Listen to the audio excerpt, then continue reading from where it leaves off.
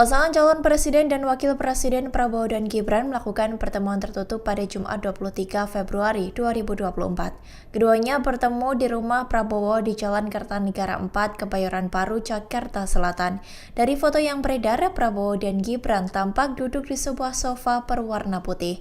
Prabowo terlihat memakai kemeja berwarna biru muda, sedangkan Gibran memakai kemeja berwarna hitam.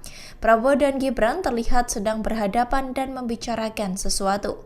Pertemuan keduanya itu pun berlangsung 1 jam.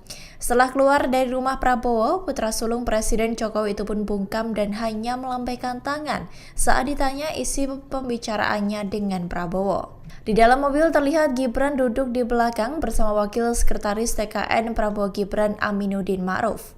Terkait dengan pertemuan ini, Aminuddin mengungkap tidak ada pembicaraan khusus yang dibicarakan oleh keduanya. Menurutnya, Prabowo dan Gibran hanya sekedar kangen-kangenan setelah lama tidak bertemu seusai pencoblosan Pilpres 2024. Aminuddin juga tidak merinci terkait materi pembicaraan Prabowo dan Gibran, termasuk apakah ada pembicaraan lain mengenai program makan siang dan susu gratis. Download Tribun X sekarang, menghadirkan lokal menjadi Indonesia.